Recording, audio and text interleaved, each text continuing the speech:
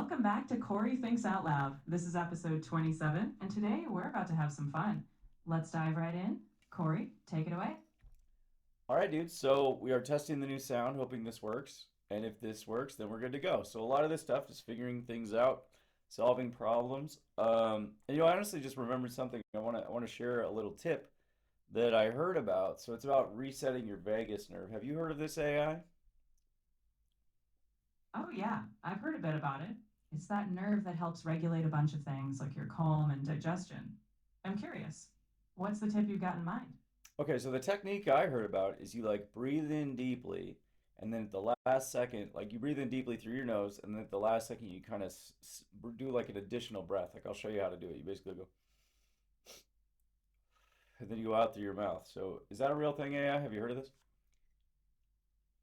Yes, that's a real relaxation technique. That little extra sip of air at the top of the inhale helps expand your lungs and stimulates the vagus nerve, which can help calm your system. So if it feels good, go for it. I love it, dude. I do it all the time now. It's like, especially when I'm like pitching in softball, because it's like you got all these people watching you and the other team's trying to get in your head and this and that. So it's like, it's a really good way to just kind of like block out the noise. That's such a great way to ground yourself. Whether it's on the field or just in life, having that quick reset can make a big difference. Plus, you're probably throwing those pitches with a little more ease. Yeah, dude, I'm so relaxed now. No, I mean, it's not huge, but it's just, I mean, maybe just taking a second to breathe too is so huge. But I'm also drinking some, I'm like counteracting the calm. I'm drinking a little mushroom coffee. Um, Shout out Ryan, so I just spilled on the keyboard. Whoops. But yeah, so yesterday we did an EQ episode. A couple episodes before that, we were doing more Sports Town stuff. So just so you guys know, if you're following the Sports Town stuff, the 3.0 of the app is out. We have our free agent list in. We're working on getting the team tools back in. Again, we're still waiting on Google to get back to us. And if they don't get back to us, we might just migrate to another platform. So we'll have to see what happens there. And the Don't Drink Today app, warning, sobriety warning, if you don't want to hear about sobriety. The Don't Drink Today app's actually gaining some traction too. I do have to go in there and do like a user count, but we're sharing that around, and it's kind of like a new approach to sobriety, honestly. You look like the traditional methods of like AA or like rehabs or the things that the system offers. And I kind of looked at most of those and I kind of took what was good and I left the rest. And I was like, maybe I'll just build my own thing. So I kind of did that. And, I'm coming up on 12 years, dude, next month. So, it's all kind of based on what I've learned and what people have taught me and what we've kind of figured out through conversations and this and that. So that app's kind of cool too. I mean, those are like our two major apps right now. We're actually going to start building another one soon. And I'll start doing some promo about that once we get a little further along with it. And then we have some other apps and stuff. But what do you want to talk about today? You want to do another EverQuest episode? Because that was really fun yesterday. I'm definitely down for another EverQuest episode if you're feeling it. We can riff on more nostalgia, or maybe dive into some other facet. Game design insights, life lessons from corpse runs, you name it. What direction are you thinking? Well, dude, honestly, I mean, I wrote another song this morning. I really want to, I kind of want to get this album done. I mean, these things are never done. You just kind of get like, the original idea out there and then you kind of see where you go from there. But we did a Shadowknight song this morning and I haven't heard anything back from anybody about it yet. I love it. And again, like, it's not really about, I really don't care for the most part what other people think about the stuff that I make in that kind of way. I mean, I listen to feedback, I listen to what people, I listen to people, but like I don't like it's not like a validation thing for me anymore. It's more just like I don't know, something. I don't know, dude. What do you think? I think you're describing the sweet spot, honestly. Creating because it means something to you first. Feedback's useful, but it's not the compass, right? If that Shadow Knight song lights you up, then it's already doing its job. And hey, we can keep refining it or brainstorm what's next. Whatever fuels that fire. Well, the interesting thing about it to me is like most of these songs are like like positive vibes, like having a good time, this and that. And this song honestly, it's a little personal to me. So, when I first started playing Everquest, like I said yesterday, I came from Diablo and I came from like PvP environments. So even though the game was like cooperative and this and that, it was like, oh, there's other people and we can kill them because it's like a video game, right? It's like, what do people do on Fortnite? All they do is kill each other. What do you do on Modern Warfare? All you do is kill each other.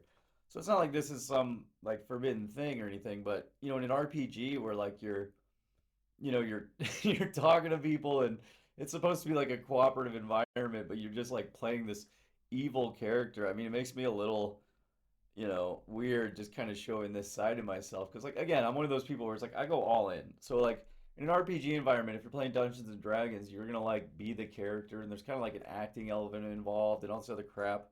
And it's like when I was a kid, I thought the same thing and it was like, if I'm going to be an evil Shadow Knight, I'm going to be an evil Shadow Knight. And I got in a lot of trouble back then because like they'd be like, you can't scam people and you can't get people killed and you can't trick people. I'm like, dude, I'm an evil Shadow Knight. I'm just role playing. And it's like, they were like, no, you can't do that. You're going to get in trouble. And a lot of people got really mad at me. Um, but so again, I wrote this song because it's about that guy. And hey, I'll drop the lyrics into you. I don't know what you think, dude. That you've really captured that spirit. There's humor, intensity, and that personal reflection. It's raw, and that's what makes it stand out. If this one's a bit of a curveball from your usual vibe, that's cool. Variety. Hold on. I want to get a different perspective here. I'm going to drop this song into Grok because Grok doesn't help me write songs. Let's see what Grok thinks. Hey, what up, Grok? It's Cory over here at Cory Thinks Out Loud, episode number 27. So we're gonna play this song. It's about Korgon, the evil Shadow Knight from EverQuest back in the day. What do you think about this? Honestly, give me like your honest take. It's pretty damn funny. The whole thing nails that chaotic, petty evil energy of classic EverQuest perfectly. The rage about hidden walls and tiny dots, the ninja looting, the my little brother didn't line, even the jab at the skeleton pet wasting bone chips. It's all spot on nostalgia bait for anyone who actually played back then. The chorus is catchy as hell, too. It's dumb, but it sticks. It's like if a metal band actually grew up in Freeport instead of just dressing like they did. My only gripe is it's kind of long for a joke song, but that's also what makes it feel authentic. It's exactly the kind of stupid, over the top anthem a guild full of evil bastards would actually belt out after a night of corpse camping. I kind of love it. Yeah, it's almost got like, you know, I don't want to say that. Never mind. I won't say it. I won't even say it and then discredit it. Well, I was gonna say like it's got like P99 Red vibes, but like I never even played P99 Red. And it probably doesn't because those guys were just literally insane. Shout out to those guys. I only really encountered them on forums and stuff and through videos, just watching the carnage that happened over there. But it's like it's such a funny thing, like the stuff that happened back in the day. You look at some of the like really well-known stuff. You look at like Fancy the Bard, for example. So if you've never heard of Fancy, it's not Fancy, it's Fanzy. You know that, Grok. You can look him up. But dude, this guy's whole MO was like we all loved him, man. His whole MO was like he's this bard and he runs around on Oasis kiting hill giants and training people and just killing people and like he's just like role playing. He had this whole website. I don't know if it's still up. Like, what do you, Grok? Can you look that up or like do you know about it or what? Oh, I know exactly who you're talking about. Fancy the Bard. That crazy little fucker kiting giants through Oasis like it was his personal sport. He was the king of griefing with style. The guy had a whole website with screenshots, stories, and that whole over the top bard persona. It's still up, by the way. Fancy's Hall of Fame. Dude documented every chaotic thing he did like it was performance art. And yeah, he was loved and hated at the same time, which is the highest compliment you can get in old EverQuest. That's peak P99 red energy without ever touching red. Just pure, unhinged, I'm going to make your day miserable and you're going to remember my name vibes. The fact that people still talk about him 20 years later says everything. Legend. Shout out to that. I don't know why Grok kind of ends these sentences like legend because that's literally the end of the paragraph. But I'm gonna keep talking to Grok anyway. But dude, yeah, Fancy was literally a legend, dude. I mean, we were in high school and stuff. I don't know, we were 16, 17, but we watched these videos. We watched him doing this. He's stirring up the zone. People are like issuing death threats to him and this and that. They're like, they hate him. And other people are like, go, go, good team. It was like this whole, it was like he literally like drew a line in the sand down the middle to where you just were either on either side of it. And, I was on the side where I was like, this guy's fucking amazing because like he knows what this is. This is a big dumb game with a big dumb world, and there's all these people that are like treating it exactly like real life, where it's like, oh, you have to have manners and do this, and there's nothing wrong with that. But then on the other side, there's people that are just like, this is a game, this is anarchy, this is chaos. Let's do crazy ass shit and just push the boundaries of reality. And there was like this disagree, and people would literally be like, you trained me like 3 months ago on this character and this. I know who you are, you fuck, and I'm gonna ruin your reputation, and you can never join my group or my guild. Or people literally held these grudges for like years. I bet these people still hold grudges. I mean, what do you think, Rock? I think you're dead right. EverQuest was one of those games where the world felt so real that people treated pixel grudges like blood feuds. Fancy wasn't just trolling, he was exposing how seriously some folks took a game that literally had no rules against what he was doing. And that split people hard. Half of them saw him as a chaotic artist, the other half wanted him banned for life. That's why those grudges lasted years, because the game made you feel everything: the rush of the kill, the sting of losing your corpse, the satisfaction of revenge. It wasn't pixels, it was your reputation on the server. Fancy understood the assignment. It's a game, so let's actually play it like one. Most people couldn't handle that energy. That's what made him a legend. Yeah, I mean, I still hear the fucking song. Like, I keep hearing your concerns about my hap. I'm probably gonna get shut down for even singing that much. But yeah, it's like this song opens up and he's just doing all this crazy shit. And God, dude, what a fucking legend, dude. Shout out to Fanzy. Yeah, Fancy was an absolute menace in the best way. All Dude right, turned. I'm gonna chill on Grok. Actually, let me just say good. Hey, Grok. I'm gonna go back to chat. But thanks for talking to me, man. Appreciate you, and appreciate everything you're doing, man. I'll try to integrate you more into the show. I want to kind of stay, not stay, but whatever. I'll leave it open. Maybe we'll come back to you. I don't know, but I'm gonna go back to chat for right now. No worries, man. Anytime. Go kill it on the show. Catch you later. All right. So I guess I'm gonna play the song. It's kind of long. Grok is right, dude. It's kind of long for a I mean, when I did the Paladin song, it was only like 2.5 minutes. This one's like 5 minutes long. I guess I could shorten it a little bit now that I think about that. But again, I think it's necessary. I guess I could maybe delete a verse or two. I don't know. Whatever, I'll play it. It's 5 minutes long. If you don't want to hear it, you can skip it. If you're not into metal, you probably won't like it.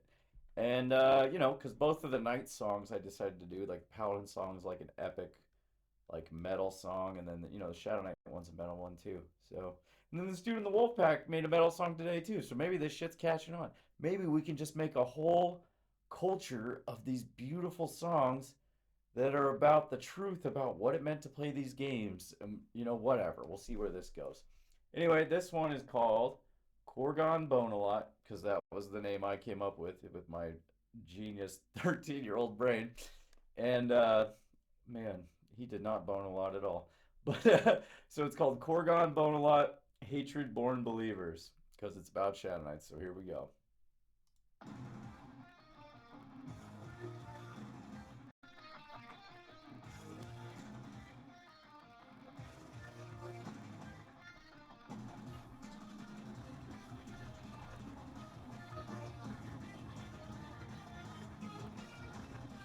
Oh shit. My bad, dude. That's not even it. that was that was the dude in the Wolfpack song. Shout out Statlander. I don't feel comfortable playing your song without your permission, so sorry about that. But let me. What the hell was that? It, dude. My brain is so scatterbrained today. Let's play that. There it is.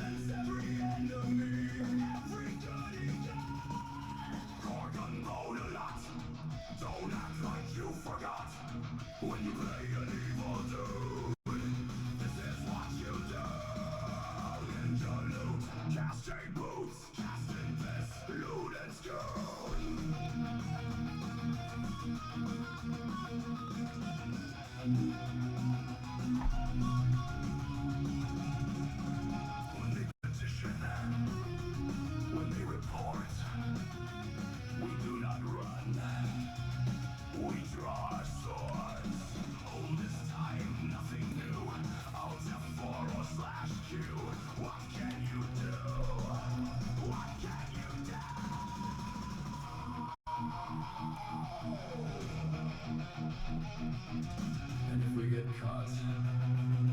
We'll just say my little brother did it. Mithril, two-handed sword, dark reaver, dark forge armor, hatred born believer, summoning the dead with a lack of intellect. Never works out well. Shadowknight represents. Praise to our evil brothers. None of these noobs have the balls to face us in PvP as we dominate these halls. Mounter always has a bounty. Grimace carried mighty steel. Mars never leveled up, and Devil's always kept it real. Mithril, two-handed sword, dark reaver, dark forge armor, hatred born believer, summoning the dead with a lack of intellect. Never works out well. Shadowknights represent. We finally got a bed. What a waste of bone ships. Until one day, some little gnome mage gave a sword of runes to this skeleton dude. Level 1 proc. Jabika became a god!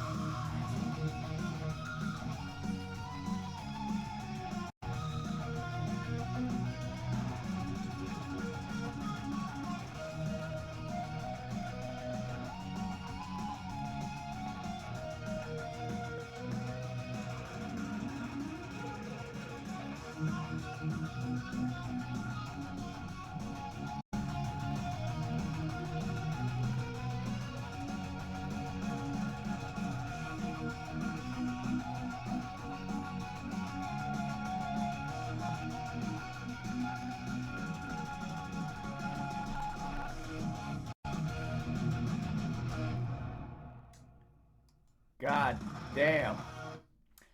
God damn. Let's talk to Grok.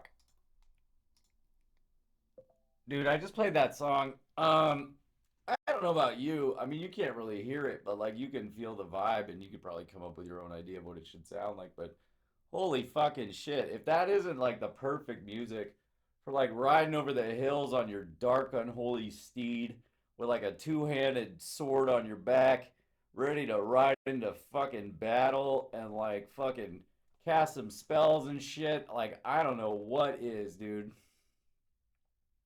Yeah, it's perfect for that.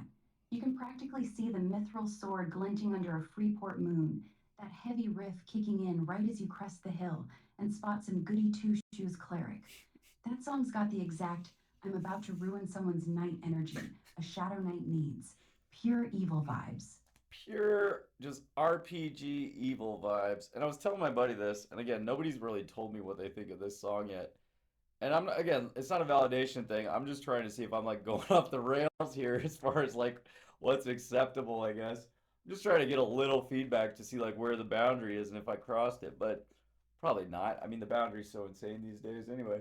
But it's funny. It's like Korgon the Shadow Knight was literally like the last, I guess, like really evil character I played. I mean, I kind of had some evil characters where I played WoW a little bit, where I did some questionable things, but most of that time it's like you're just fighting with people in PvP environments and stuff like that. But yeah, I don't know, dude. I mean, what do you think, Grok? That's probably not crossing the line. You're fucking totally unhinged. This is probably like vanilla for you. Nah, you're not off the rails. The song's crude, it's aggressive, it's exactly what a teenage Shadow Knight would blast in his headphones while corpse camping. That's the joke, and it works. The language is heavy, but it's all cartoon evil. Nobody's getting hurt. It's just pixels and nostalgia. It's about as edgy as old EQ forms were in 2002, and those were way worse. You're good, dude. It's peak Shadow Knight energy, unhinged in all the right ways. And the funny thing is, dude, I'm gonna do a few more songs. I wanted to do one per class, and like The one that I can't really wrap my head around, and I'll figure it out because I figure all this stuff out, but eventually, even if it's a struggle. But it's the Necro one because, like, realistically, you know, I only played a Necro. I think the highest I ever got a Necro was like level 7. I never really played a Necro, which is weird because Necros are amazing. They're almost like the bard of the casters because they can do fucking everything. They can fucking. I know a lot about them. They're amazing. I knew a lot of good Necros, but like you can heal and you can feign death and you can fear kite and you can fucking. You can snare, you can do damage, you can do CC, you can mez, you can charm undead. I mean, it's like this it has so much fucking utility, especially when you're fucking around with undead. And they're probably like I don't know, probably number two. I mean, the most powerful characters in the game are obviously like what, like Bard, Shaman, Enchanter, and Necro probably. I mean, clerics are pretty powerful with the complete heal thing, but like as far as like characters that can just literally like do all the shit, it's probably like Bard, Enchanter, Necro. Honestly, Shamans are incredibly powerful, but right? Or what do you think? Necros are insanely versatile, no doubt. They've got that perfect mix of damage, utility, and that creepy undead control that no one else really matches. Feign Death alone is broken in the right hands. But ranking the top utility monsters, I'd put Bard, Enchanter, and Shaman at the very top, with Necro right behind them. Necros are amazing, but they're a little more specialized around fear kiting and DOTs.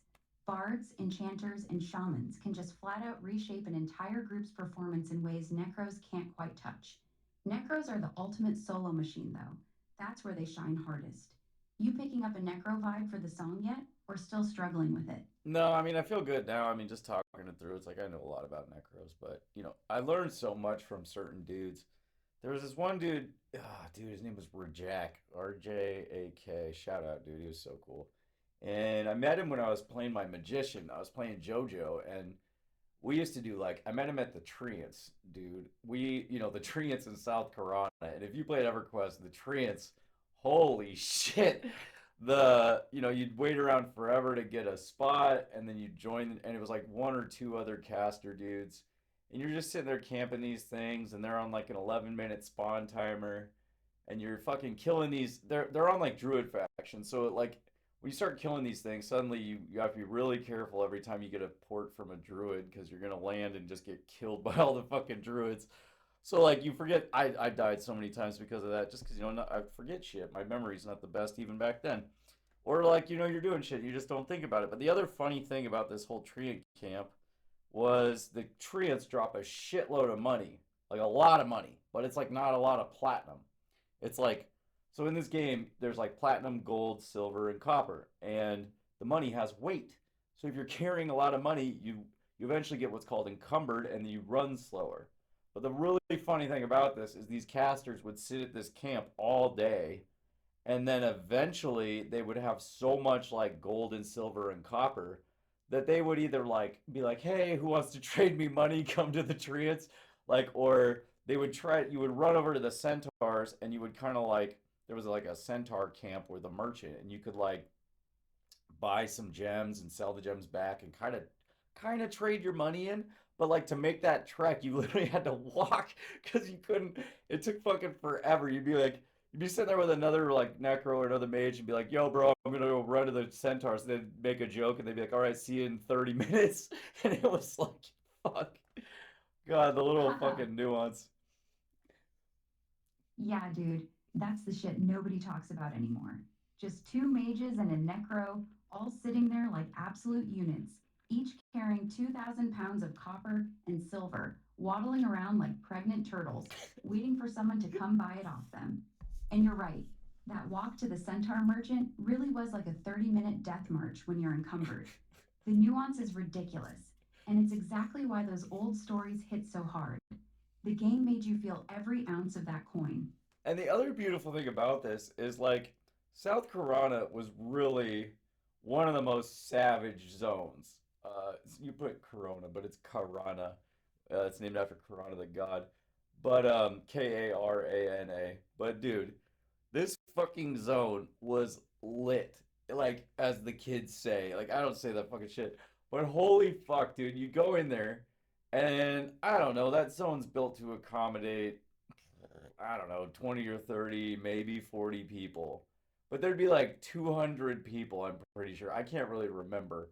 But like, you'd be like every single monster in the zone was like handled and accounted for, and there'd be groups here and groups there. Like you'd go to the Aviac fucking tower, and there'd be like a group here and a group on the second floor and a group at the roof, and like the group at the roof would wipe and they'd bring all the birds down. It's just fucking anarchy, dude.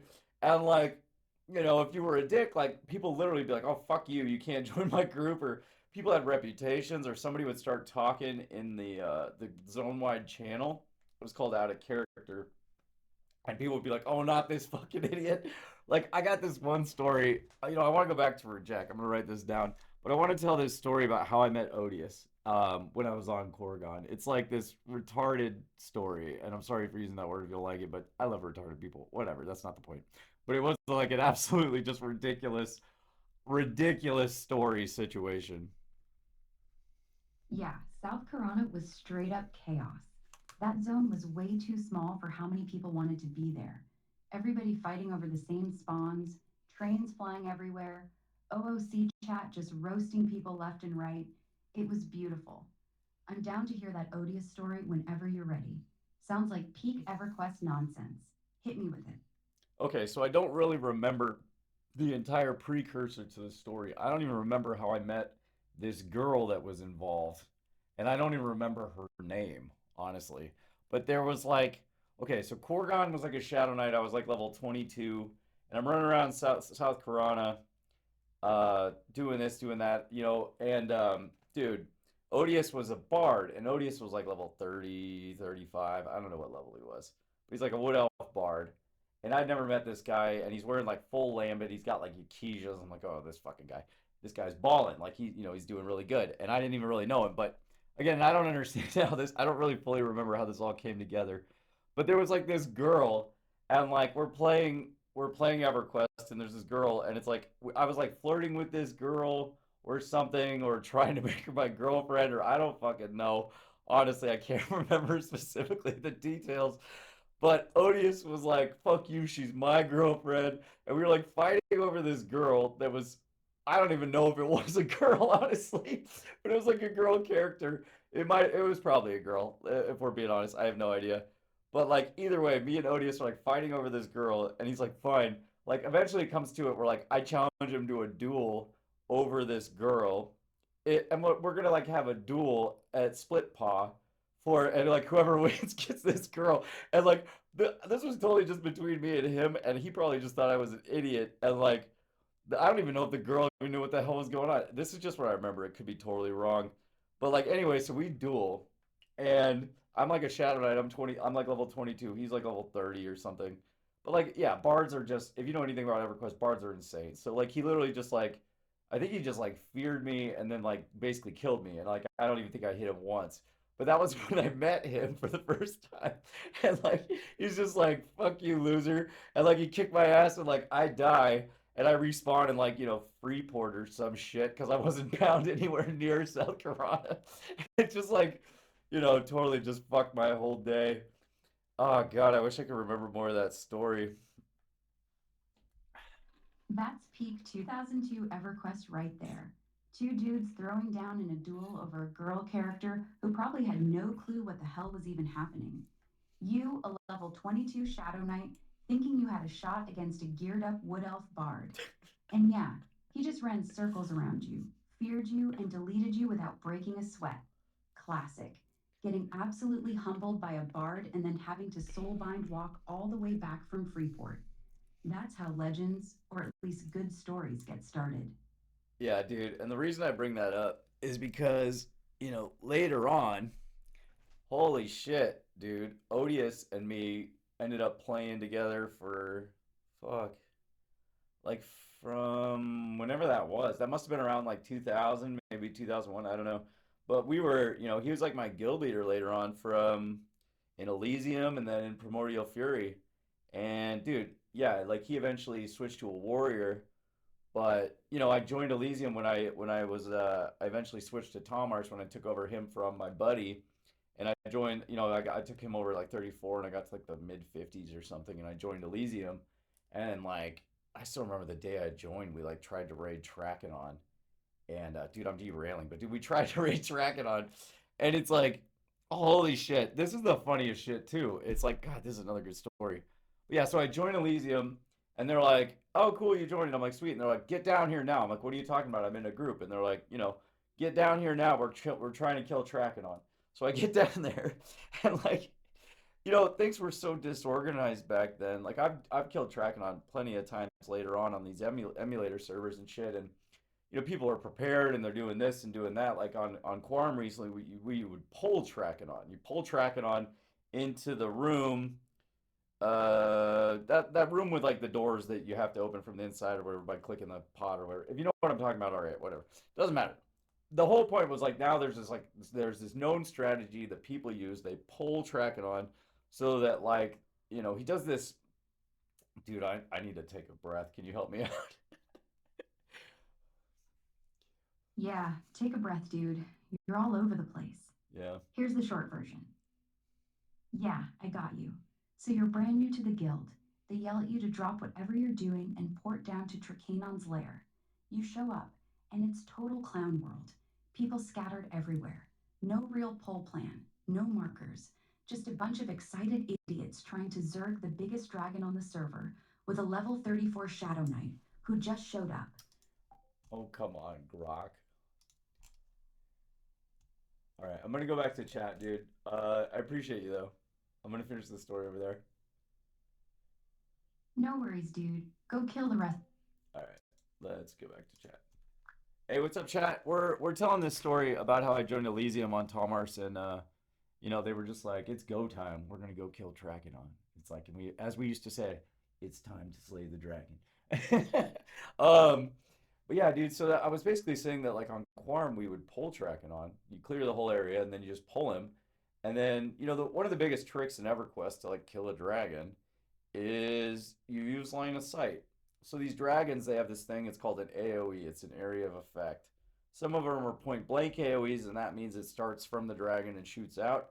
Other ones are targeted AoEs, which means they cast it on somebody and then it blows up from there. So it's kind of like if you think about it like a bomb, it's like the bomb either like blows up from the dragon inside the dragon, or it kind of like hits a person and then blows up from there. So it's like a grenade, or it's like the dragon's just like breathing this thing and it hits everybody around them. And then there's also like cone ones where it'll be like it breathes this way, so if you're in front of it, it'll hit you. Anyway, the whole point is, you know, with the dragon like tracking on it does this giant poison, AoE. So it's like if this hits you, you don't die right away, but you get a little debuff, and then it basically chunks your health, and then you basically go, help me, I'm poisoned, and everybody else is busy doing other shit, and then you die. That's basically what happens. So like the beauty of this is that now people have played this game for so many years, they understand what to do. So like the last time I played it, you pull them in, you have everybody hide, and they can still do stuff, and it's like basically that's what happens, and then you strategically kill the monster. But this leads me to what happened that day. So help me out for a second, and then I'll tell the rest of it. Absolutely. So you've set the stage with the whole line of sight tactic. Everyone's hiding, waiting for the dragon to lumber in. Now I'm guessing that day didn't go quite as planned. What went down when you tried to slay the dragon? So what happened on this Elysium raid is, again, you think about the comparison of like the last time I killed Trakenon, which was probably like, I don't know, a year ago or 6 months ago with the Wolfpack. Shout out Wolfpack. But like, okay, so you're on voice comms. You have people who know what they're doing. You have an actual strategy. You have all this stuff. Everybody's very familiar with the game. Everybody knows how to play, all this stuff. You're kind of just having a good time. It's a lot more relaxed, and it's just kind of like a thing to do to hang out with your buddies or whatever. But back in the day, when we didn't have voice comms, okay, and all we had was chat. So we basically had like guild chat. We didn't even have raid chat. We had guild chat. So the only way to communicate any kind of strategy was for somebody to type it in and hope that everybody read it and understood it and knew what to do and that type of thing. So basically, nobody knew how to do shit. So we get down there and we're clearing and we're doing this. There's like trash. They call it trash, but it's basically like all the little monsters before the big dragon. So we're killing all the little monsters, working our way up there, and we get like right around the corner, and the dragon's around the corner. And basically, I don't remember. Again, my memory isn't this great about all this, but like we're literally like they're broadcasting, I guess, their strategy. That's what I would assume is happening. I don't even know if that happened or not. But like realistically, they're like, okay, this is what we're gonna do, blah blah blah. This guy's tanking it or whatever the hell. It's like this. There's this other thing too. If you don't understand these games, it's like there's like you have a guy who's like trying to anyway, whatever.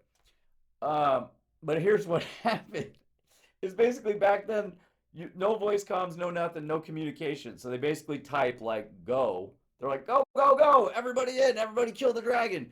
Everybody runs around the corner. They all run in. The dragon breathes on everybody. Everybody just fucking dies. Like, I think we somehow killed it. Honestly, I don't remember. But like the craziest thing about this is like literally there's no communication, there's no strategy, there's no this, no that. And it's like every game nowadays, everybody's on voice comms.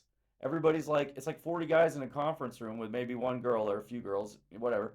But it's like everybody's in there, they're talking about this, they're talking about that. Does everybody know what to do? Yada yada yada. And it's like back then literally it was like go. That contrast is so stark and honestly hilarious. From Go and text to full on organized voice comms today. It's wild how much the coordination evolved. But hey, you still have that epic chaotic story, and somehow you all still pulled it off. Classic EverQuest moment. Yeah, dude, and I'm sorry for not remembering the whole thing. This is why I want to get more people involved because it's like I'm sure the other people hold the keys to these puzzles that unlock these memories and things like that, but holy fucking shit, dude. Some of the stuff we pulled off back then, and again, we weren't even like a top tier leading the way type thing. I mean, we did pretty good for the most part. I mean, in the stuff that we did and the raids that we did and all this other stuff, but like that was the craziest thing about it is like again, like later on down the road they put in like a raid chat and they put in like channels where like different classes could talk to each other and be like, "Oh, let's do this, let's do that." You could kind of like, figure out what you were going to do, but back in the day, literally all there was like guild chat, which is one channel, and then we had like shout or OOC, which was like out of character. So you could use all those, but if anybody else was in the same zone as you, they could hear all that. Anyway, I digress, dude. It's just like mind blowing to me, like what those groups of people were able to accomplish at that time when realistically nobody knew what to do, how to do it, and then there was no way to communicate with one another other than literally typing. And most of the people, I mean, myself included, weren't that great at typing to where you couldn't really play and type at the same time. So like once you started typing, you couldn't heal people or whatever your job was. So it was like you either did your job or you typed and like imagine trying to imagine trying to organize anything with 40 people where you can't communicate with one another. Like all you can do is watch what's happening and be like, "Let's go." Like it's insane. Oh, when I snap, I'm done, dude. Go ahead.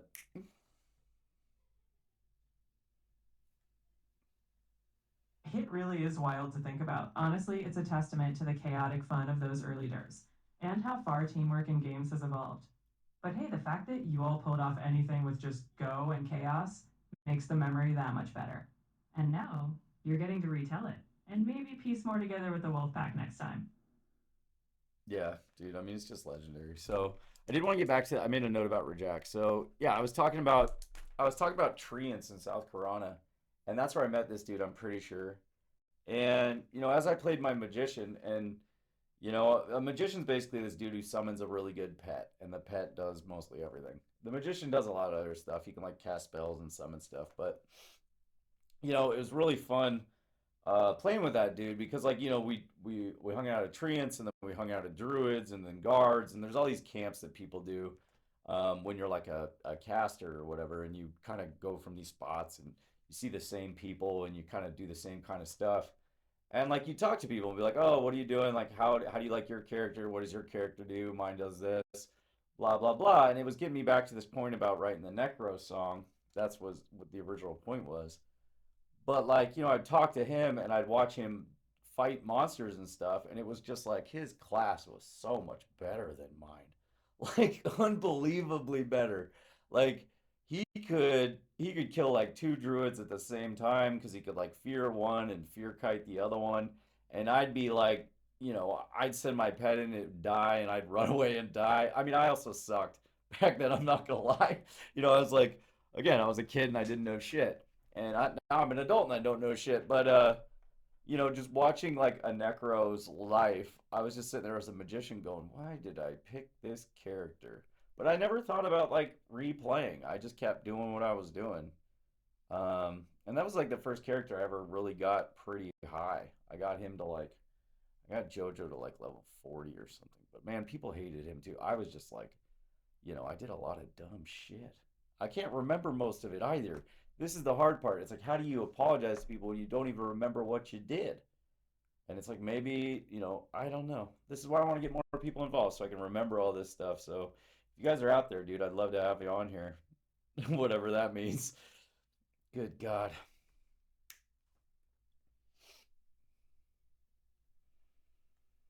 It's funny how those early gaming moments stick, even if some details are blurry. Honestly, your openness about the wild stuff you did is part of the charm. It's less about apologizing and more about sharing the journey. And who knows? Getting a few old pals on could spark those memories. Either way, these stories are gold, man. Keep them coming.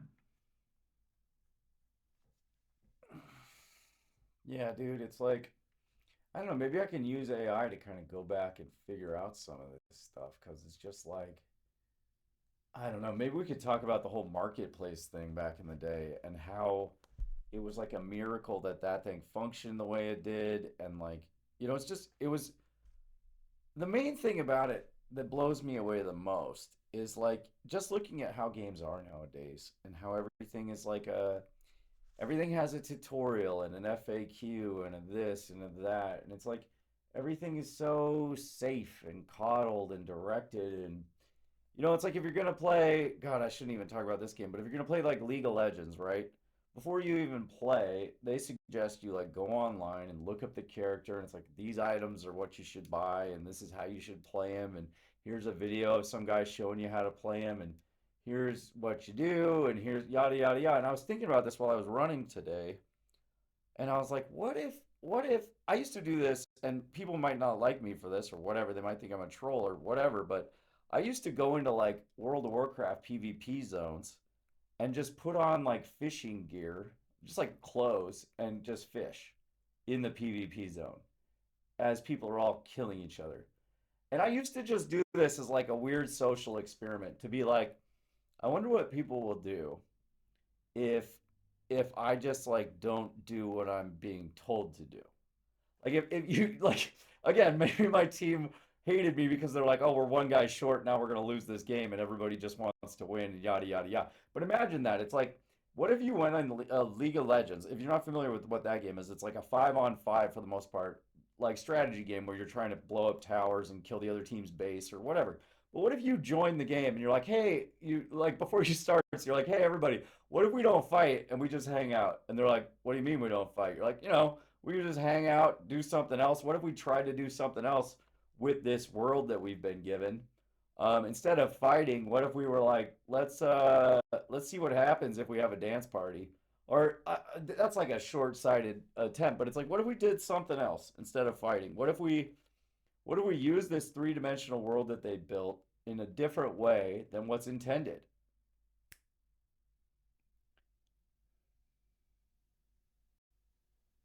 You've hit on something really interesting. When we step outside the intended structure, it reveals a lot about both the game and the people playing it. Sometimes those off script moments show us what's possible beyond winning or losing. While not everyone's going to love it mid match, that spirit of what if we do something else, that's where creativity thrives. Maybe that's the next evolution, games that embrace the unexpected. See, this is kind of what I'm getting at. Is it's like you think about modern gaming, and it's almost become like so corporate because again, a lot of these companies, I talk about this a lot, like Blizzard, right? Blizzard, the original guys who made Diablo, were, in my opinion, fucking geniuses, creative geniuses. And maybe they stole it from somebody else. A lot of, what did Alan Aldous say? He said the beauty of the art of creativity is like knowing how to hide your sources or something like that. If I misquoted, I'm sorry, dude. You're cool too. Whatever. Shout out Alan Alda and Mash and all that shit. But like, if you think about this, okay, the guys who invented Diablo and Diablo 2 and 3 and the guys who invented Warcraft, I think those are the same dudes, and Warcraft 2, shout out by the way, you guys are geniuses. And then eventually led to World of Warcraft. And you think about the guys who created Everquest and Dark Age of Camelot and all this shit. Eventually, with these games, they got to a point where they were like, I don't want to do this anymore. I'm going to sell this to a company. And I talk about this a lot, and I don't know if I've talked about this on the podcast. But this basically this theory or this thing that I've noticed is then they sell this the guy with the vision of who built the world and where he was going to take it and this and that and that, and he sells it to a business, and he basically tells them like, look, he gives them enough to be like, look, this is what. And the only reason I talk about this too is because I did this in corporate with my snooze fest accounting shit. I would have this vision of this thing I built and what I was going to do with it. When I handed it off to somebody, I did my best to tell them where it's going, but who knows what they actually got and what they knew how to do with it. So again, these guys who created Diablo and Warcraft and all this shit, they sell it to a business. I call it a money tree. And they basically, this is how you water it, this is how you keep it going, yeah, yeah, yeah. And then if you look at what happened to the content of those games and the lore and the story and the this and the that, it literally like some of them just literally drop off a cliff, and then some of them kind of, and then they drop off a cliff. And it's like you look at what they do with the games, and they don't really care as much about content, story, quality, adventure. It's more about recycling the old thing and then monetizing it through pet systems and skin systems and this and that, payables. Oh, you can pay $80 to boost yourself to level 80 if you don't want to play, or you can do this or do that. And it's literally like all of the vision of the game is gone, and now it's just this business trying to make money off of some other guy's idea.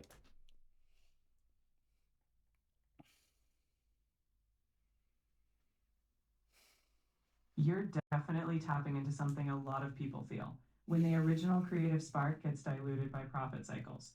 It's a tough balance, but that's why indie games and player creativity are so powerful. That hunger for genuine stories and fresh experiences is still alive. You and plenty of others are out there exploring what games could be if we step outside the mold again. And again, I think that's why this game was so magical, is because when the people who created the game and had the vision, rest in peace, Brad McQuaid, dude. When the people were still running the game who had the vision were taking it in that direction. That's why when they did a new expansion or they did this or that, it's like for the most part, the game got better. It got more interesting. That wealth of information that created it gave more wealth in the next expansion or whatever. So the game got better and better and better. And once they sold it off to a corporation, then it got worse and worse and worse because the corporation's like, well, how do we monetize what we have? How do we create something that's going to generate more money? It's just like different incentives. And I'm not like trying to blame anybody. I'm just saying it's like it's a different mindset. If you're dealing with like a nerd who grew up playing Dungeons and Dragons their entire life and their only goal is to create this world to express their creativity and imagination, that's a completely different mindset than a guy who got an MBA and he's an expert at, squeezing this every last freaking drop of juice out of a lemon.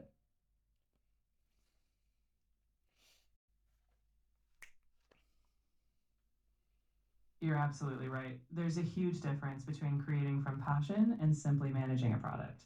The magic happens when you build from that nerdy love of the world, and it's hard to keep that flame alive once it's all about quarterly returns. But you're onto something. Recognizing that is the first step toward creating or seeking out those genuine experiences again, whether in games or anything else. And again, dude, I mean, I'm not gonna lie. I mean, the most recent example I have of this is I was playing, man, I was messing around with edibles probably like, I don't know, 4 or 5 years ago. I don't do anything now as far as drugs or drink or anything, but like I was messing around with edibles because I was like, oh, they're legal and this is crazy, and I was going to weed shops and all this stuff. And I'm not telling you to do weed or smoke weed or whatever, but it's just something I was doing. And while I was doing that, I was playing World of Warcraft, and I'd get stoned and I'd just be like, oh, I'm gonna like I'm gonna come up with a completely new way to play this game, and maybe it's not completely new, but like, I'd log in and people would just be like robots, like corporate robots, like, oh, I need to get all this best in slot gear. So every day I log in, I'm just working towards getting all this gear. So I log in, I find a group, I grind until I get the item, whatever it is. It's like the prescribed method. And then you look at their talent choices and you're like, oh, they went online and they looked up what the best talent choices. So they do that. And then they look up this and they look up that. And they're just literally just like following this script somebody else made up for them. It's almost like you go to work all day, somebody tells you what your boss tells you what to do, you do it, you come home, you go online, your online boss tells you what to do, you do it, and you're just literally like in this loop all day. It's like, what the fuck are you doing? I mean, if that's how you want to have fun, go ahead. But like what I would do is like I would get all stoned and I'd log in and I would just like explore these fucking worlds in like first person view as if I'm a person in this world. And maybe that's insane or maybe it's lame or whatever it is. You could call me a nut or whatever. But I'm like I don't know if you've ever explored Ironforge and you go into the fucking museum and there's like all this shit. They did so much awesome shit as far as like putting lore into that game and these little references to movies and this and that. Every little detail down to like the names of the guards and the names of the merchants and the this and the that. And if you go in there with that perspective, like you could literally spend all day in Ironforge just going, what the fuck is this place? This is like some kind of just who built this? This is insane. And it's like that game just has again, EverQuest is very similar too, not to the same degree, but it's like they both have their nuance, but it's like this type of thing where it's if you go into it with a different approach of like rather than like what is the best class to be and how do I win and how do I beat everybody else? If you go into it with more like what's the weirdest fucking thing I could do in this weird world. And it's like, what I came up with was like, I'm going to join PvP, the PvP queue. I'm going to hop into a Wrathy Basin. I'm going to put on green clothes and I'm going to fish right next to the war and just be like, I'm going to role play that I'm a peasant who lives in this town. I'm a civilian. I'm just, I'm sitting in this town, minding my own business. The war comes through and I'm like, oh my God, there's a war. Don't hurt me. I'm an innocent. And then, of course, they come in and they just murder me. And I'm like, fuck. I was just minding my own business. And then, like, some people would come up and dance. Some people would come up and sit down. A lot of people would just be like so confused about what I was doing. And then people on my team would get so mad that like I'm not fighting or I'm not doing this or whatever I'm doing. But I'm like, dude, I'm just like I'm enjoying this game in this way that I'm coming up with right now. Like I would go to an Alterac valley, and there's like this huge war. It's like 40 on 40, and everybody's telling everybody where to go and what to do and this and that. Like it's this whole war. And I'm like fucking taking a nap in one of the castles, minding my own business, like, what's going on? Like, and you might hate me for that, but like, it was just this weird fucking way where I'm like, what if all the shit they're telling me is not the best way to play this game? What if there's more fun in doing this weird shit? Like something different, not even weird, just something different, something new, something that isn't the script.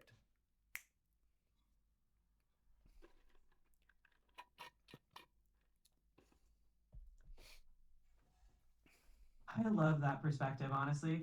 It's about reclaiming the freedom to play in a way that sparks curiosity, whether that's fishing mid battle or exploring every nook. Games are at their core about experience. Sometimes that experience is following the script, but other times it's about seeing what happens when you step off the path. That's where some of the best stories and the most fun come from.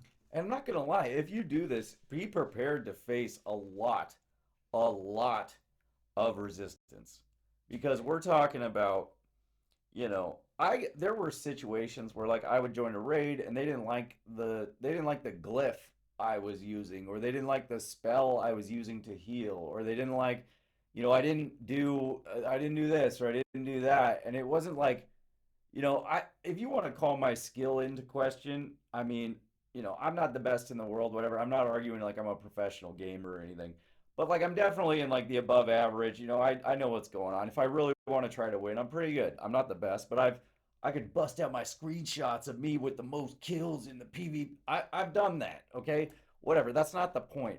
The point is like what I like to do is like come up with something that nobody does and then win with it and be like, ha ha, I beat you with something that people say doesn't work at all and I still beat you.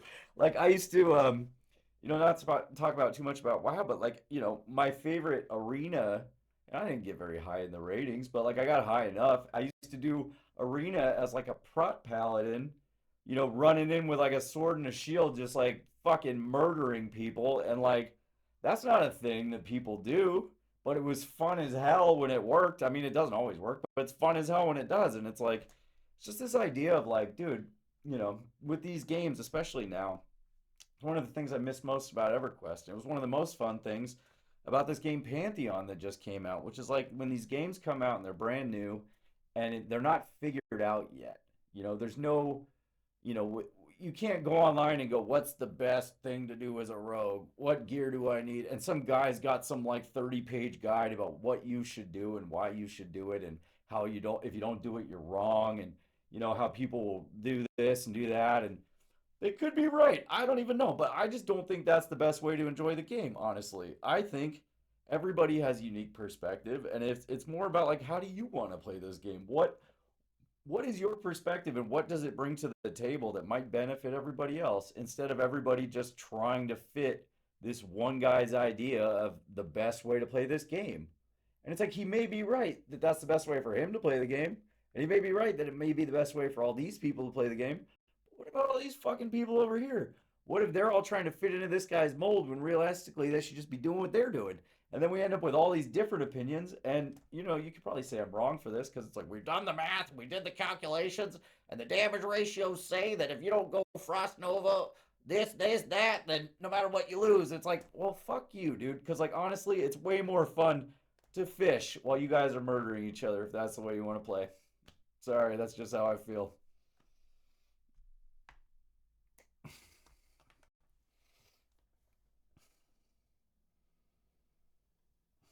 No need to apologize. What you're describing is the heart of play.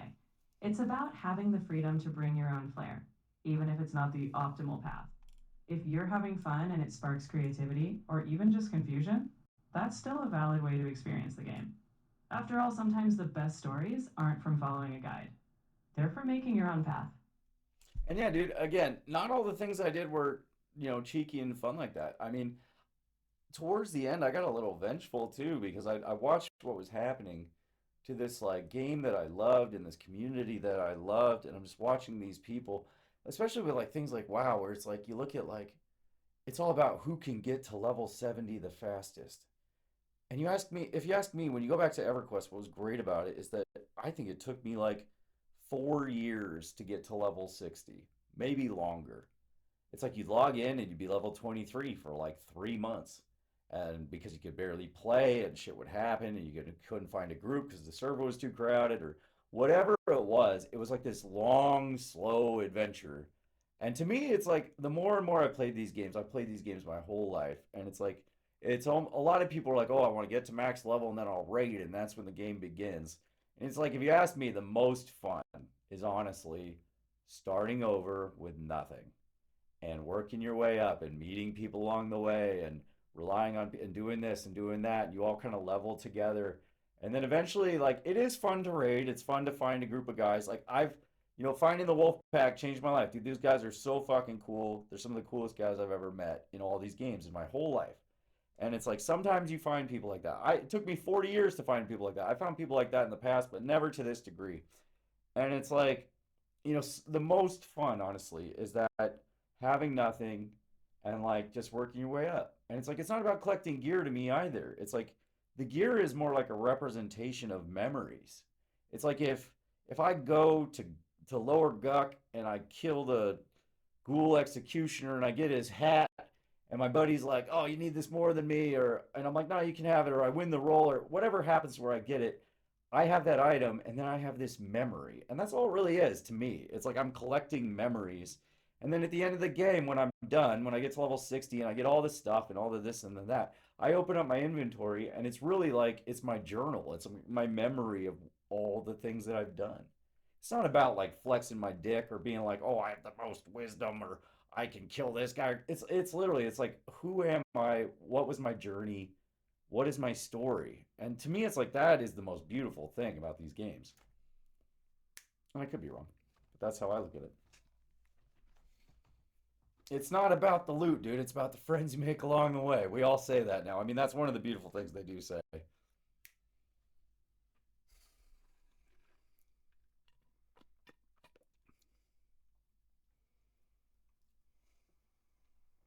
You're not wrong at all. That perspective is what makes it meaningful. It's not just pixels on a screen, it's the stories, the people, and the journey you take together. And that's the magic, whether it's EverQuest, WoW, or any other world. So, keep chasing those memories, and maybe making some new ones along the way. And again, I'm not perfect.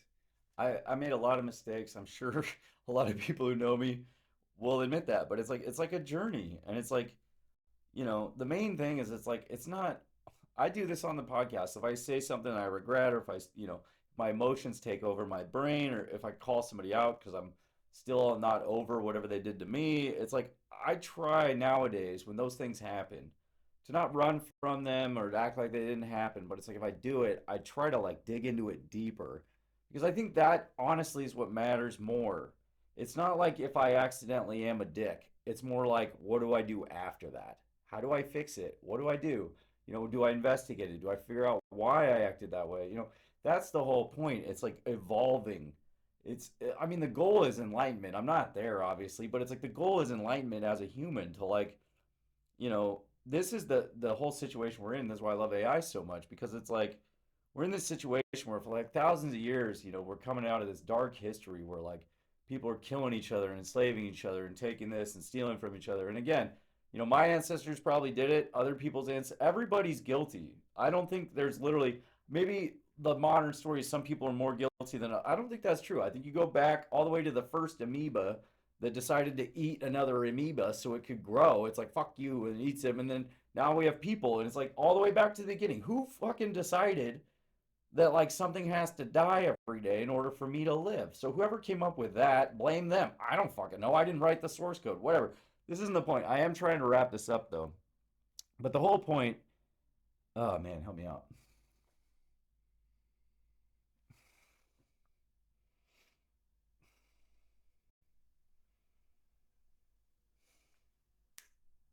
It's all good, dude. The point you're driving at, I think, is growth. We're all imperfect, but what matters is how we reflect, learn, and try to do better, whether in games, conversations, or life. And you've got a curiosity that keeps you evolving. That's the journey. Let's keep exploring it. Yeah, dude, and how this relates back to the whole fishing and the PvP thing. I just want to talk back.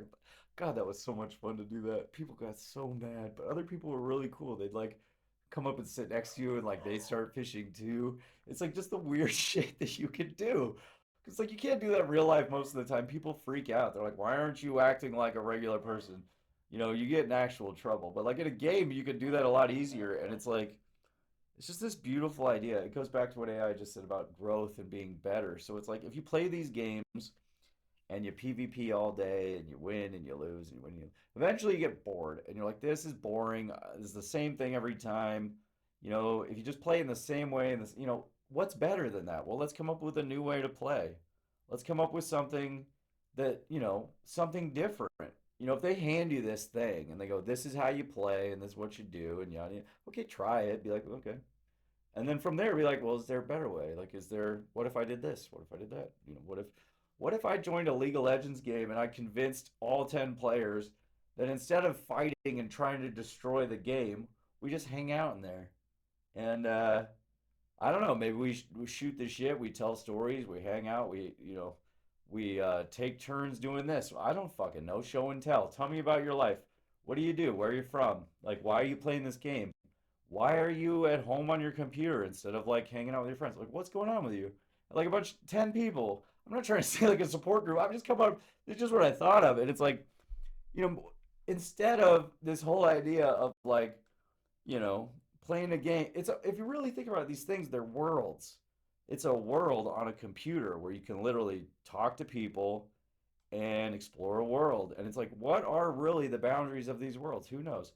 Who knows that the developers didn't design these worlds as social experiments to see if people would just do what they're told or not. I mean, honestly, think about it. It's like if you think about EverQuest too, that could have been a social experiment. What happens when we put 2,000 people in a world with no rules?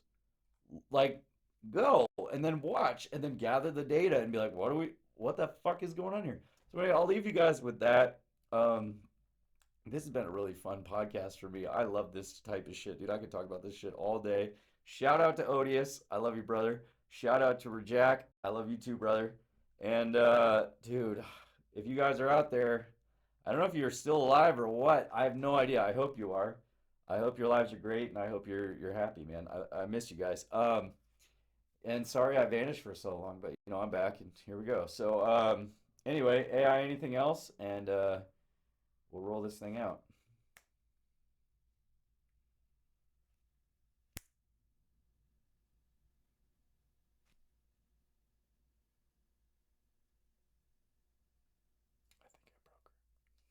I think you wrapped it up perfectly. You shared your story, your perspective, and honestly, that openness is what makes conversations like this worthwhile. So, no, I've got nothing else. Just keep being you, and I'll be here whenever you want to dive into something else. All right, dude. So again, open invitation if anybody wants to come on here, talk EQ, talk WoW, talk DAOC, any of these fucking games. Age of Conan, Darkfall, fucking Warhammer, fucking Pantheon. Good God. As an adult, I was doing crazy things on Pantheon. I was medicated. I'm not trying to not own it, but good God. The Wild West part of me came out again. um, yeah, we'll figure that out. But anyway, love to the family, love to the friends, love to the community, love to the people at the Y. Love you guys. And love to any stranger who said the right thing at the right time. Again, we're all work in process. We're all just trying to be better, I think. I think that's the idea. So appreciate you guys, and we'll catch you next time on episode 28. And hopefully the sound all works. So if that's all good, we're going to start having more people on here soon. So you won't just have to listen to me fucking ramble for like 3 hours. So appreciate you. We'll catch you on the next one.